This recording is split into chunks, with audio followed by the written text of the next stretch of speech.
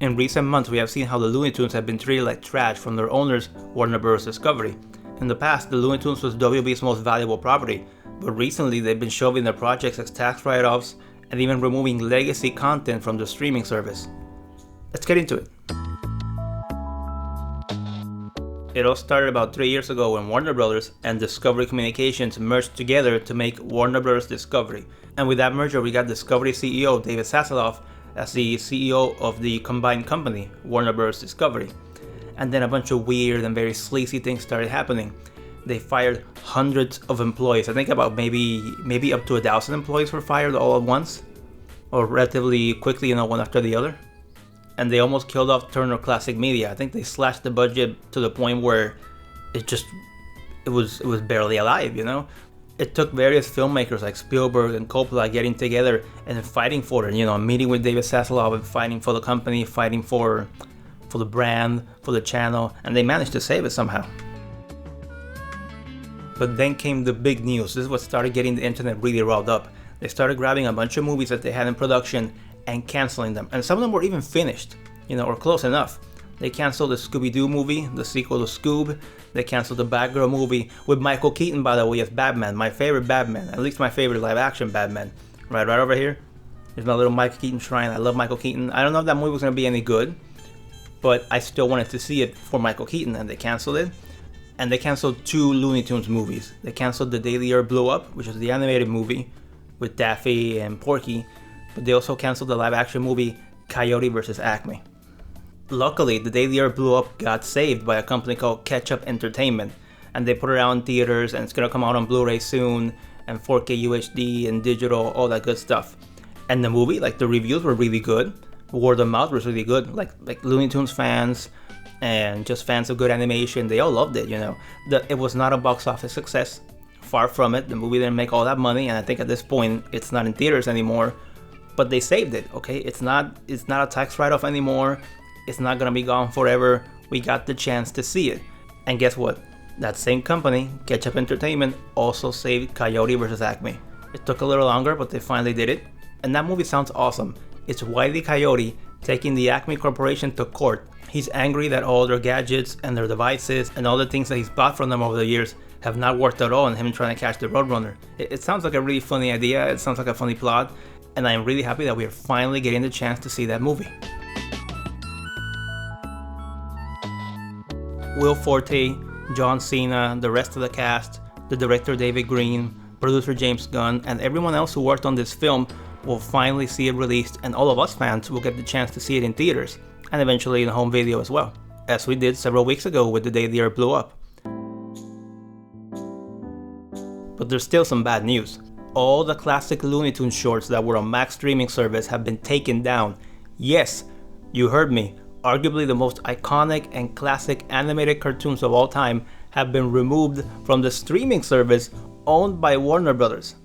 That is insane, and there's absolutely no excuse.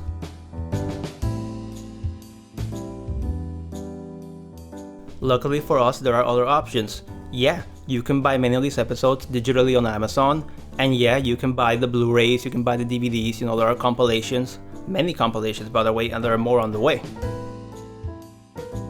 They still air on TV, like on Boomerang, so yeah, Max was not the only way to watch these shorts, and we can own them physically, but it's still important to have them on a streaming service. This would be as crazy as if Disney removed all the classic Mickey cartoons from Disney+. We need to have as many options as possible when it comes to watching, renting, and owning media. This should include physical media, digital sales, and yes, streaming as well. And I repeat, Warner owns Max, and it owns the Looney Tunes, and the Looney Tunes are, or at least were at one point, their mascots. So how are you going to justify removing the most iconic version of this IP from your streaming service? You can't. This is stupid and greedy. Back in the 90s and the 2000s when I was growing up, the Looney Tunes were a very, very big deal and were very well respected. They were everywhere. The classic shorts were always on TV, including the extremely popular Cartoon Network, sometimes even on Nickelodeon, and yeah, in syndication across many stations across the country. There were video games on every console and every handheld imaginable, and so much merchandise, including at the Warner stores, which, let's be real, were basically Looney Tunes stores to a certain degree. and movies, and they were big movies. Like Space Jam with the legend Michael Jordan. That movie was a big deal, okay? Michael Jordan is arguably the most iconic, most well-known, most beloved athlete of all time, and they took him and they combined them with the Looney Tunes, both in commercials and then eventually a movie. And that was one of my favorite movies growing up. I was obsessed with Space Jam, and I had all the toys, I had plushies, I had the sticker album, I had so much stuff. I freaking loved that movie. I still love that movie. And we got back in action a few years later with Brendan Fraser and many newer shows like Tasmania, Sylvester and Tweety, Duck Dodgers, Baby Looney Tunes, The Looney Tunes Show, and of course the Spielberg produced 90s Warner Bros. Cartoons like Tiny Toons, Animaniacs, Pinky and the Brain, all of them connected to X or Y degree to the Looney Tunes IP. If you grew up in any period, any decade between 1930 and the early 2010s, I have no doubt that the Looney Tunes were a huge part of your childhood, just like in my case. But nowadays in the 2020s, it's basically a dead IP. Space Jam New Legacy was the last big thing I can think of that Warner pushed for real. They put that in theaters during the pandemic, and they also put it on HBO Max, and they made a very big deal about having big movies like that and Mortal Kombat on the streaming services. I remember joining HBO Max for a few months, mainly just to watch Space Jam. But eventually, instead of making big movies and putting them out, they started canceling big movies. And their new shows haven't exactly taken the world by storm. It's a real shame to see these classic characters and this classic brand be treated so unfairly lately. Which is why I strongly believe that Warner Brothers, in its current form and under its current leadership, does not deserve the IP anymore.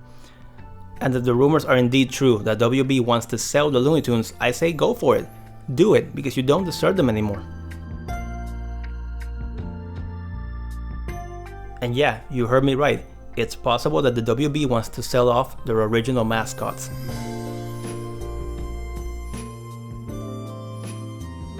It sounds crazy, but maybe it's better this way. Hopefully the next owner will treat the brand better and use it more often and more respectfully, and also do a better job of keeping its legacy content alive and well. But to be clear, if they're going to sell it, they need to sell everything. Not just the IP in general, the rights to the characters. They need to sell the entire library. All the movies, all the shows, all the shorts, everything. And that way it can all be in one place, okay? It would kind of suck if, like, let's say Netflix bought the IP, but then, shows start showing up on Hulu, other things start showing up on Amazon. It's like, it's gotta go to the same home, in my opinion anyway. I want to thank everyone for watching, and I want to ask you to hit the comments so we can discuss this fiasco, and more importantly, so we can talk Looney Tunes memories, so we can talk nostalgia, we can talk about our favorite shows, our favorite movies, our favorite games, and just what this property meant to all of us growing up. So please hit the comments and feel free to subscribe, and I will hopefully see you guys next time. And long live the Looney Tunes. Long live the Looney Tunes.